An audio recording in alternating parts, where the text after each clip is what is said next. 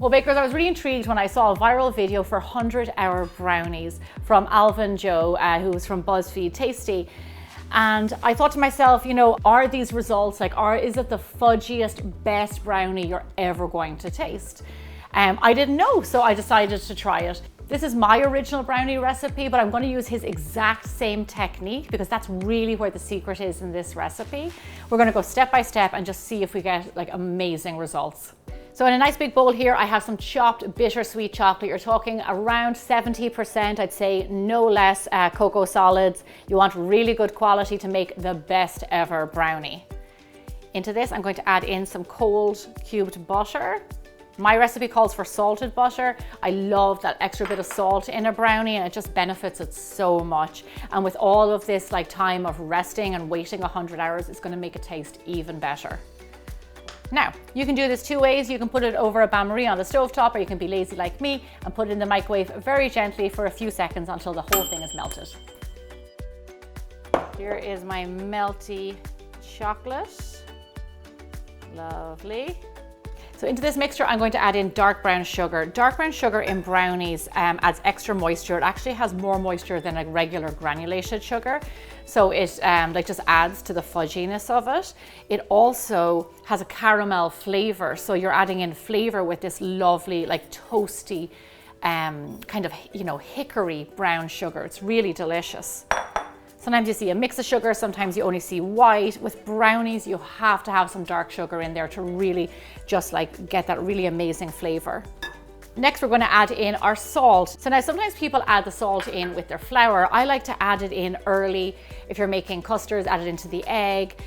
Because I like it to dissolve actually in the chocolate mixture and just get all the way throughout, rather than adding it in later when the batter is cooler and it doesn't melt. I want it to get everywhere, and I really think that makes a difference. Next is vanilla extract, a must in any of my brownie recipes.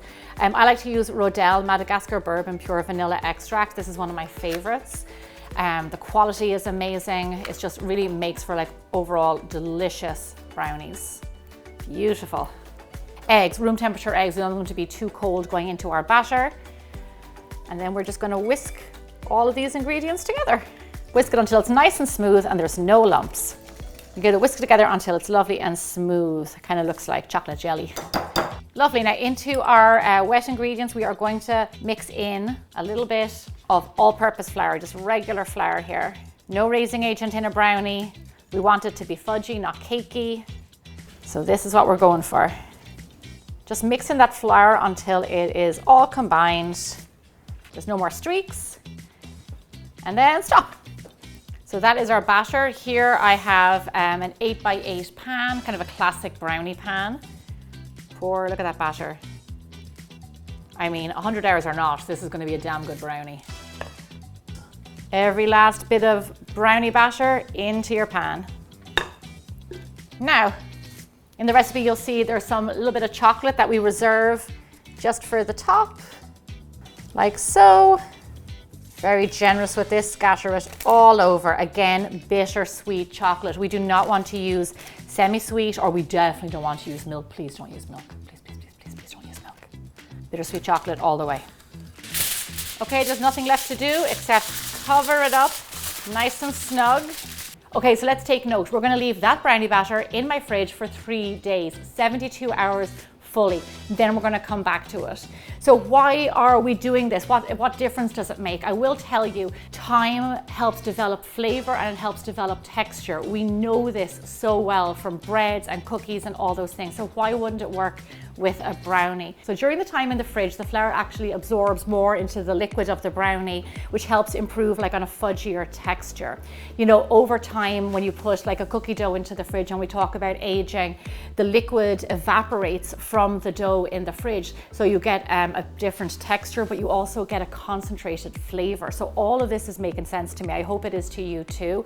I'm excited about the results. I really think it's going to be absolutely delicious. So I'll see you in 3 days. So here I am 72 hours later. I'm baking off my brownies at 350 degrees Fahrenheit, 180 degrees Celsius for roughly around 40 minutes or so. So the one issue that I had with this recipe, and I saw some comments online, was that Alvin took a cold batter from the fridge and put it straight into the oven. And normally we would work with a room temperature batter, put it into the oven and then bake it. So your fudgy brownies are now going to be even fudgier because you had a cold batter going into a hot oven. So I'm just saying, like, is it the 100-hour method that's making them super fudgy, or is the fact that you put a cold 3-day dough into a hot oven? We're gonna find out. You know when brownies are done because they're kind of firmer around the edge here, but they should always have a little bit of a soft, jiggly middle. That's really what you want.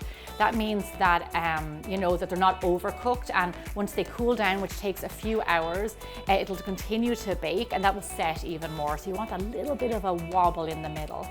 But this is lovely. Now, let me tell you what Alvin does next, which is, this is a new one on me. I trained as a pastry chef over 20 years ago. I've never heard this one, but you know, I'm trusting in the method. It's interesting, but you now cover it up hot from the oven. Just like so. Be careful of your hands. And he says to put them now into the freezer for 30 minutes. Doing so will trap any moisture that would escape from the brownies, keep it inside, making them even more moist, which, you know, makes sense. So let's go put them in there now, only for 30 minutes. After the 30 minutes, remove them from the freezer and pop them into the fridge for another 24 hours. That is a total of 100 hours. Okay everyone, I hope you're excited. This is the moment of truth. Let's cut these bad boys and see what's going on the inside. Coming cold from the fridge, they're definitely firm and dense, which is kind of what I like. Okay, let's have a little look at the fudgy center. Wowee, look at that. All you can see is fudge. There's absolutely no cakiness in this brownie from top to bottom. Going through the 100-hour process, I really do believe that these brownies benefited from it and it produced this lovely fudgy moist texture in the middle. Don't take my word for it, look for yourself. Here is the exact same brownie batter that I baked off earlier today. And here is our 100-hour brownie. And you can see straight away the difference. The one that we baked today is shiny because it has just been baked. The other one is a bit matte because it is cold. But the one from today is cakey and it's very crumbly. It's not thick and fudgy like the other one. There's a little bit of fudge in there in the middle, but nothing compared to the 100-hour brownie. Now I know you can't taste it, so I'm gonna do it for you. Yeah, the flavor is intensified in these brownies.